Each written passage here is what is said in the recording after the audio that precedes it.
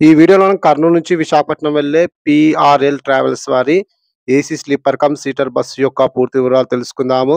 ఈ బస్ ప్రతిరోజు అవైలబుల్‌గా ఉంటుంది. ఈ బస్ ప్రతిరోజు మధ్యాహ్నం 3:30 నిమిషాలకు కర్నూలు బస్ స్టాండ్‌కి దగ్గరలో ఉన్న కరెంట్ ఆఫీస్ దగ్గర అయితే అవైలబుల్‌గా ఉంటుంది. సాయంకాలం 4 గంటలకు కర్నూలు నుంచి అయితే బయలుదేరుతుంది. ఈ bus via Nandyal check post, Nandyal, Giddalur, Markapuram, Kunta, Tripuranthakam, Vinukonda, Narasaraopet, Guntur, Vijayawada, Eluru, Tadepalligudem, Tanuku, Rajahmundry, Annavaram, Tuni మీదుగా విశాఖకైతే చేరుకుంటుంది.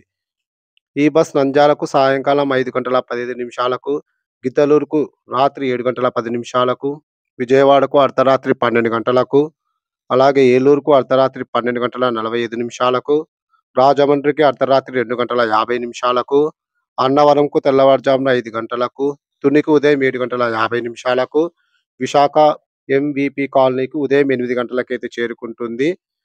విశాఖలో ఈ బస్సు యొక్క డ్రాపింగ్ పాయింట్స్ మనకు లంకలపాలెంకైతే ఈ బస్సు ఉదయం 7:25 నిమిషాలకు, గాజువాకకు ఉదయం 7:35 నిమిషాలకు, APSRTC Dwaraka bus stand back సైడ్‌కైతే ఉదయం 7:40 నిమిషాలకు, అలాగే సీతమ్మపేటకు ఉదయం 7:50 నిమిషాలకు, ఎంవీపీ కాలనీకి ఉదయం 8 గంటలకైతే చేరుకుంటుంది.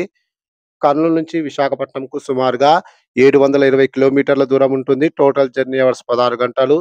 కర్నూలు నుంచి విశాఖపట్నంకు బస్ ఫేర్ రిజర్వేషన్‌తో కలిపి స్లీపర్ అయితే రూ. 1,600, సీటర్ అయితే రూ. 1,200 అయితే అవుతుంది. అంటే ఈ బస్సులో మనకు డైనమిక్ ఫేర్ సిస్టమ్ అయితే ఉంటుంది. అంటే డిమాండ్‌ని బట్టి అయితే ఫేర్స్ అయితే మారుతూ ఉంటాయి. అన్ సీజన్ టైమ్‌లో ఈ బస్ యొక్క రేట్లు కొంచెం తక్కువ రేట్లకే ఉంటుంది. అలాగే సీజన్ టైమ్‌లో కూడా మనకు రీజనబుల్ ప్రైజెస్‌లోనే బసెస్ అయితే లభిస్తూ ఉంటాయి.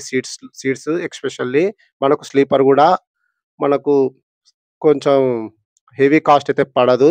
ఇంకోటి బస్ యొక్క మెయింటెనెన్స్ అయితే చాలా బావుంది. నేను ప్రీవియస్ అయితే ఈ బస్‌లో ట్రావెల్ అయితే చేసినాను. Driving also very nice.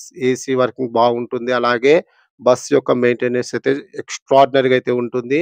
మనం ఆన్ టైమ్‌కి అయితే మనము విశాఖకైతే చేరుకుంటాము. ఈ వీడియో నచ్చితే ఖచ్చితంగా లైక్ అయితే చేయండి. Thank you.